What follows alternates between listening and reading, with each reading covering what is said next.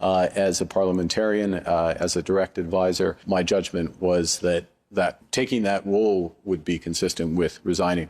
Mark Carney starting to flip-flop again. Welcome back to Moose and Loose. My name's David. Today we've got Boo leaving because she knows she's not getting treats. Today we've got Mark Carney flip-flopping on his own words now, pulling back from his statement about Maduro. This is very interesting. He is getting forced into a very tough position here between a rock and a hard place, and Pierre Poilievre sticking it to him, demanding the building of a pipeline immediately. Let's jump into this. Starting this one off, we've got Mark Carney over in Europe doing a whole lot of nothing but wasting our money, co-signing some pact here to secure Ukraine from further Russian invasions after peace deal. This is a whole lot of nothing. We've got a lot of news. Chrystia Freeland, her resignation coming from conservatives pushing back about her double dipping, working in Ukraine and Canada. I mean, can't believe what I even just said. It's ridiculous. This one here from CTV says, Carney says Freeland's resignation is consistent with Ukraine role. They're trying to water this down. Don't worry, guys. It's not a problem that she's double dipping. Look at this nonsense here on CBC. So David Freeland released a statement a short time ago. What's she saying?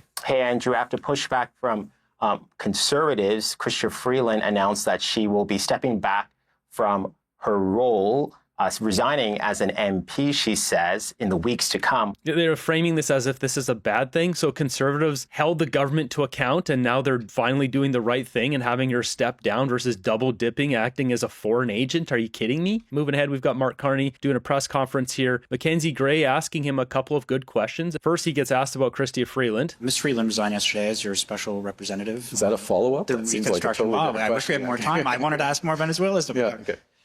Did you ask her not to quit because of the minority parliament situation right now? No, absolutely not. First off, let me. I should say, as a member of parliament. Let me. No.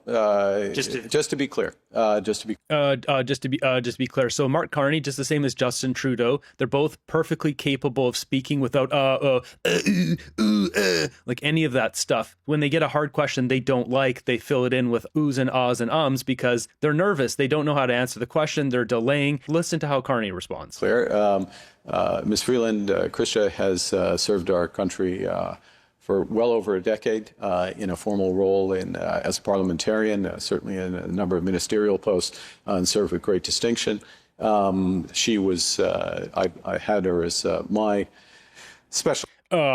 Real deep swallow there. You notice his eyes are glazing back and forth, searching for a place to get out of the room. He wants his eyes out of the room because he feels like he wants to get out of that room. He doesn't like this question. He's got something to hide here. We all know it. Something funny is going on over there in Ukraine. $2.5 billion. Chrystia Freeland was the envoy. Then she went on to double dip for 2 weeks as an agent of Ukraine and Canada. Now she's going to resign. But in a month, not right now, in a month, because Mark Carney's so desperately trying to get that majority. He doesn't like this question, and it's written all over his face. This guy's nervous, gulping, looking around. Envoy, after she left cabinet for the Ukraine reconstruction, judgment became her judgment that she could be more useful for that process as she was leaving, as she was retiring as a parliamentarian, as a direct advisor. My judgment was that taking that role would be consistent with resigning as an MP, and I welcomed her doing that, and I'm pleased that for Ukraine. And again, if I can reemphasize and bring it back to today, there is real momentum. Nothing's assured, but there's real momentum in this peace process, and the security guarantees are incredibly important.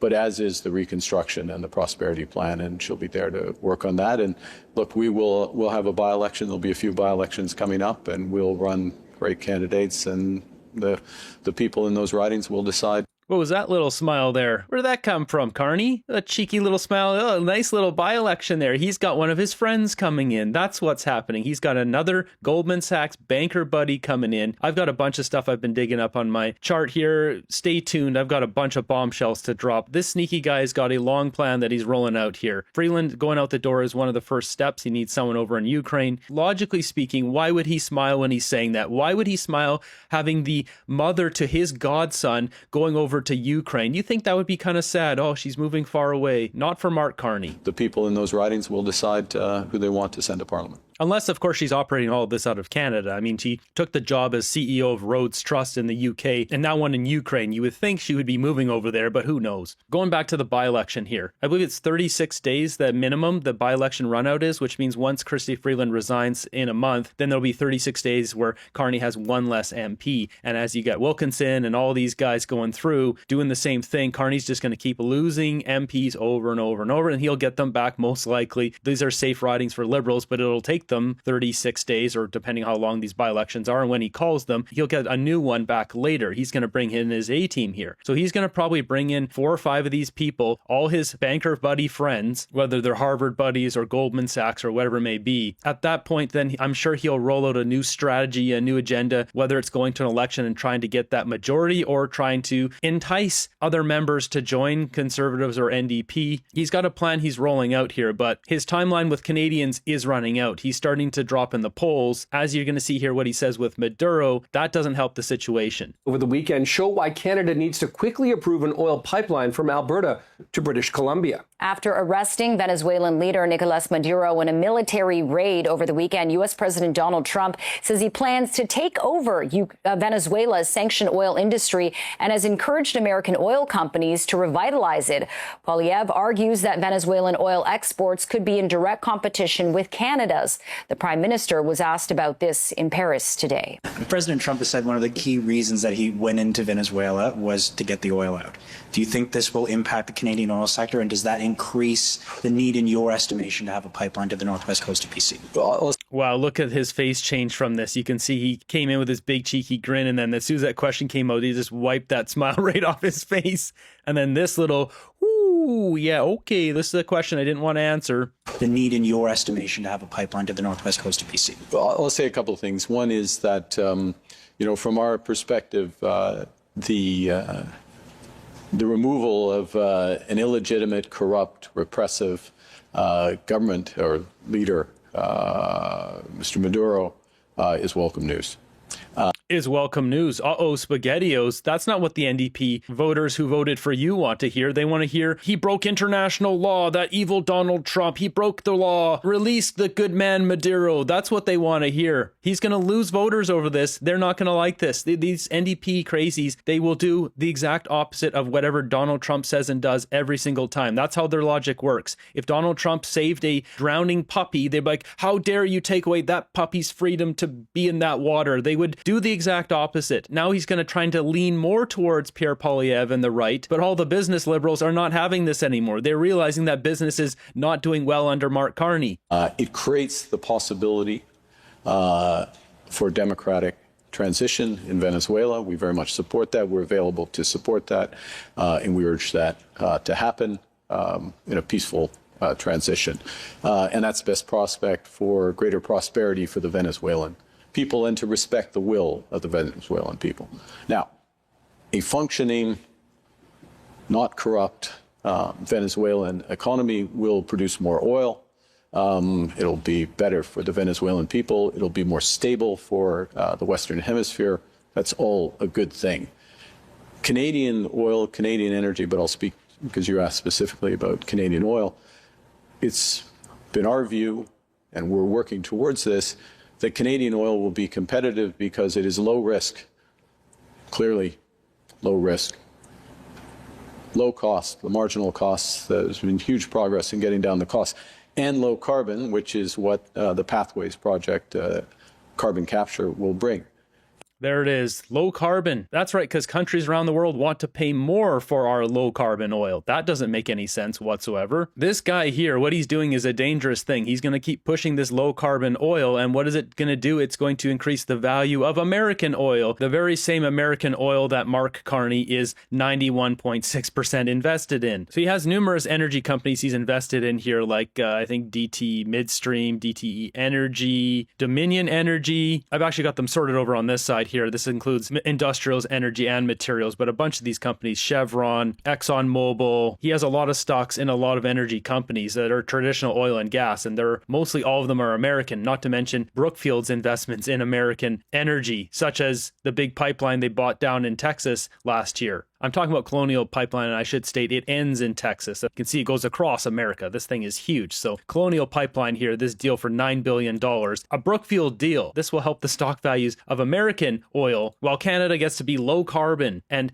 extra competitive. Yet he hasn't stated a single country that wants low carbon, more expensive oil. And that makes Canadian oil competitive for the medium and long term. So we welcome the prospect of peace, a peaceful transition, democratic Venezuela.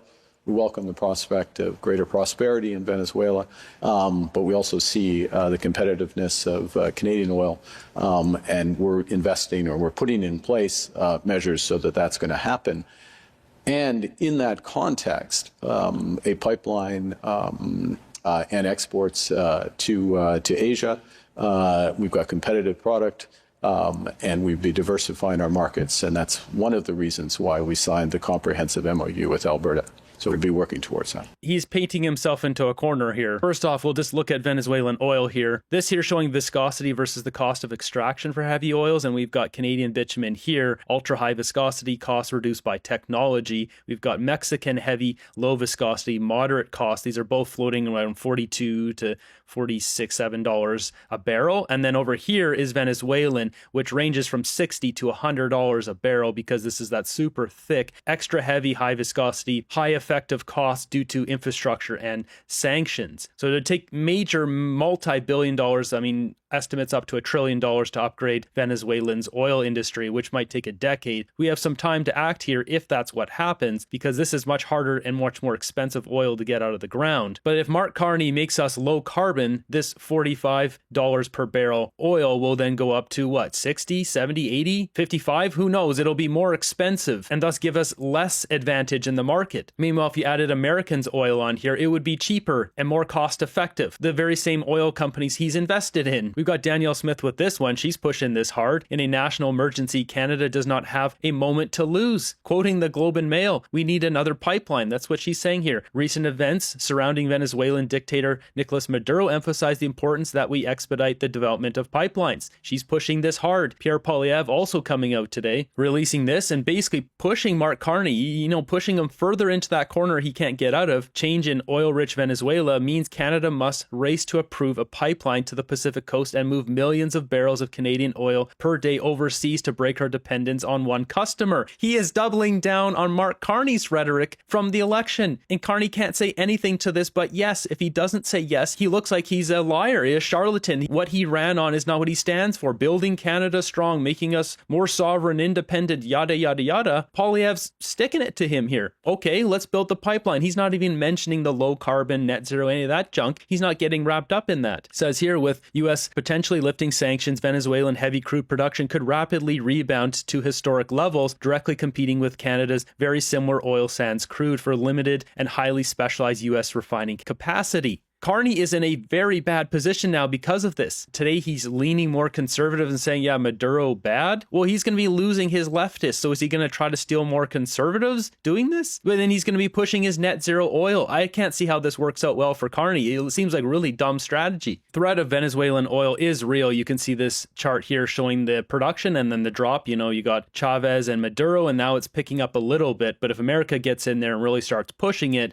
well, this could be a big problem here. We've got 3 years before we can really feel anything, and 10 years we'll really know what's going to happen here. 5 million barrels a day of Canadian oil going down to the western side of America here. They do get 2.5 million barrels a day coming in by ship, which is not nearly as efficient as just piping it down. Meanwhile, there's 12 million barrels a day that flows upwards here back to Canada. This is so goofy. We need to refine it and to send it across our own country. Not to mention, we're buying Saudi oil and shipping it in to the East Coast. It doesn't make any sense. He goes on to say we need to move millions of barrels a day overseas quickly to reduce our dependence on the U.S. market. Well, what's Carney going to do? Business liberals are not going to be pro low carbon oil, and neither are conservatives. So I don't know what Carney's up to here or what his team's doing, but they are fumbling bad here. We got this in the comments here. 10% reduction in oil sales would result in an estimated $15 billion in loss to the Canadian economy. Fact checking this does seem plausible. Also in the comments here, we got Johnny Seabass pushing this whole situation in my morning video, talking about Scott Anderson. We do have an update update on this. We've got David Cochrane, the CBC, hinting that Scott was lying. Okay, we are going to get to that in a second. I just want to do one more round just on this because Brad,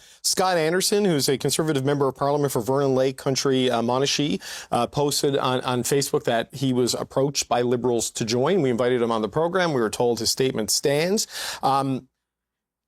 Mr. Anderson, who I've not met, that he supported the ostrich farm, for example, and things. It doesn't strike me as the person, the prime minister, and his the profile doesn't fit the profile of who they're trying to recruit. But they're down. Doesn't fit the profile. He's basically hinting at, he's lying what he said there. He also threw in the ostrich farm there. What's his point with that? I mean, Mark Carney laughed about those ostriches getting annihilated, and what? So he has empathy? Is that what he's saying? This is more filth from the CBC. We'll touch on a bit of world news here. We've got French farmers coming out in full force.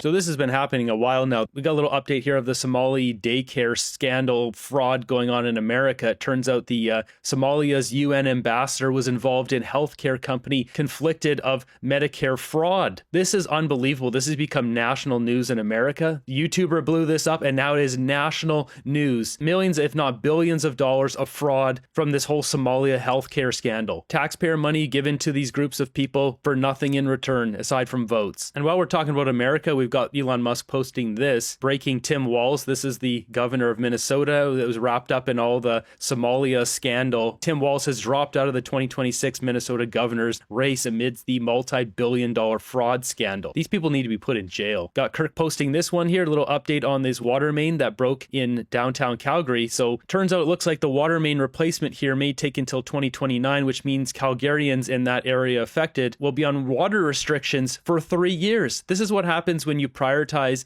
NDP socialist nonsense. You get this ridiculousness. In other news, we've got Israeli passengers are being blocked from boarding a flight to Tel Aviv at Milan airport after Islamists form a human barrier and hurl slurs at them.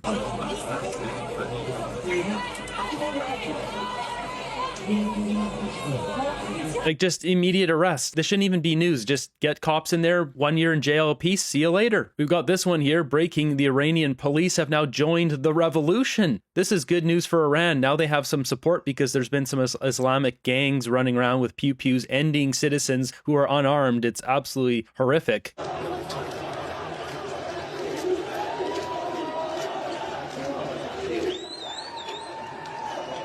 People getting their country back. This is great to see.